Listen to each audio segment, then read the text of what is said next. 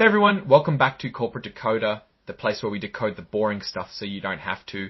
Today we're diving into Coya Therapeutics' latest proxy statement, and things are looking interesting. You might even say someone got a major upgrade in their role. Was it deserved? Let's see. Before we jump in, if you like getting clear insights from company reports, hit subscribe. Join our Discord too, the link is in the description. It's a great place to discuss all things corporate. Okay, so what is this document? This is a definitive proxy statement. Basically, it's a notice to all the company's stockholders about an upcoming annual meeting. Think of it as an invite to a company town hall, but with voting. The important part is that it allows you, the investor, to make informed decisions about what's going on with the company. What's on the agenda? A few things, but the main items are electing 3 directors for the board and approving the company's choice of accounting firm. We'll break down why these votes matter and how the board recommends you vote. First things first, you can find all these documents online. Companies have to make these materials easily available. This proxy statement is available on the internet. Let's tackle some of the most basic questions about the annual meeting. The first one is, why is the annual meeting even happening? Well, as we touched on, the meeting exists so that stockholders can weigh in on key decisions like choosing directors and ratifying the accounting firm. It's a chance for the owners of the company, that's you and me, to have a say. What does the board recommend you do? On the director front, the board is urging you to vote for Dr. Swaminathan, Dr. Berman, and Dr. Lee. When it comes to picking an accounting firm, the board wants you to say yes to Weaver and Tidwell. If you just submit your proxy without making selections, your shares will automatically be voted according to the board's recommendations. This year, the meeting's online only. This is a fairly common move now, saving the company money on logistics and opening up attendance to more stockholders who can tune in from anywhere. You can attend, vote, and even ask questions all from your computer. Wondering if you get a say? If you held Coya shares on May 6, you're in. Each share gets 1 vote on every issue. Let's look at the election of directors, which is proposal 1. In really simple terms, this means the people with the most votes win. You can vote for the nominees, or you can withhold your vote. If you withhold, it's not counted as a vote for or against anyone. The board suggests you vote for Dr. Howard Berman, Dr. Arun Swaminathan, and Dr. Ann Lee. Who are these director nominees anyway?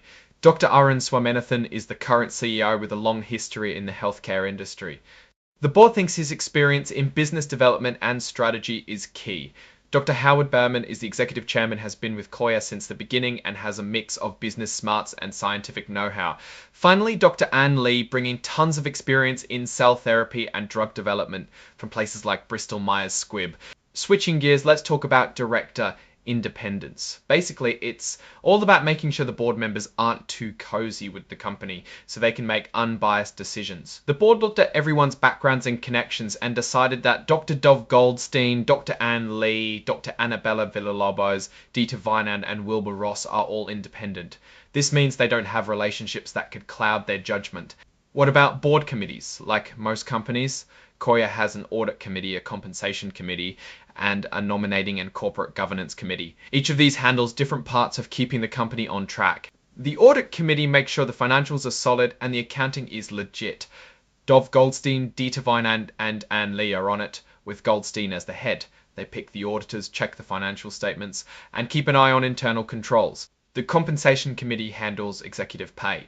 Annabella Villalobos leads this one along with Dov Goldstein and Ann Lee. They decide how much the big bosses get paid. Finally, the nominating and corporate governance committee, headed by Dieter Weinand, with members Dov Goldstein and Annabella Villalobos, finds potential directors and makes sure the company's following good governance practices. Here's a quick note on delinquent Section 16M reports. These reports are filings that company insiders like officers and directors have to make when they buy or sell stock. Turns out a few directors were late filing a form last year because of a simple admin mistake. Nothing major, but it's something the company has to disclose. Now let's get to the juicy stuff, executive compensation. The report includes a summary compensation table showing how much the top executives earned. For 2024, Dr. Arun Swaminathan received about $1.5 million to $7 million. David Snyder got about $1.5 million. Fred Grossman earned about $1.9 million. Twen Grossman earned $1. One of this pay came in the form of option awards, that is the right to buy company stock at a set price in the future. If the stock price goes up, the options become very valuable. What happens if an executive leaves? The company has employment agreements with these executives, outlining what they get if they're terminated or if there's a change in control of the company. Generally, if they're terminated without cause, they get severance payments. What about the directors? The report also details how much the non-employee directors are paid. It can include both cash and stock options. The goal is to attract qualified people to oversee the company. For example, Wilbur Ross made a little over 95k, and we can see Dov Goldstein made a little over 93k.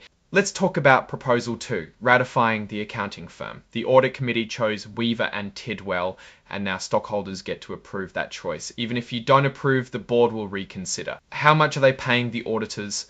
Audit fees totaled to about 343k, and tax fees were about 30k. Nothing really unusual. Those numbers are pretty normal. Time to talk about who owns the company.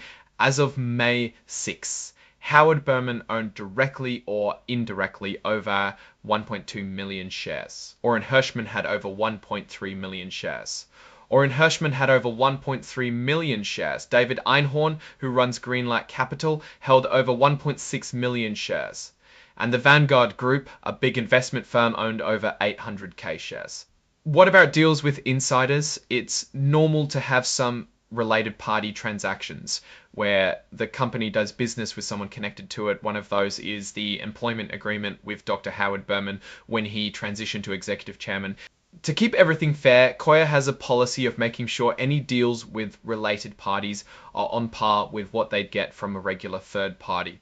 Lastly, the board says they're not planning on bringing up any other issues at the annual meeting, but if something pops up, the people you name in your proxy will vote based on what the board suggests, or if there's no suggestion, they'll use their best judgment. Now, let's step back and put this filing into context. Coya Therapeutics is a clinical stage biotech company, so its main assets are its pipeline of potential drugs and the people working to develop them. A key strength here is the board's mix of experience from drug development to finance, which could help guide the company through the complex process of bringing new therapies to market. One potential risk is the company's dependence on key personnel. Losing someone like Dr. Lee or Dr. Swaminathan could set them back. Also, the proxy highlights the importance of maintaining good corporate governance, which is crucial for building investor trust, especially for a smaller company. Overall, Coya appears to be focused on strengthening its leadership and governance as it moves forward.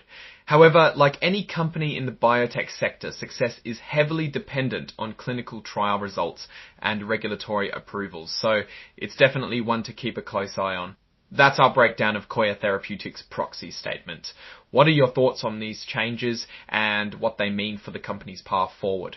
Drop your comments down below. If you found this analysis helpful, please smash that like button and subscribe for more deep dives. And of course, don't forget to join the conversation on our Discord channel. Thanks for watching and see you next time.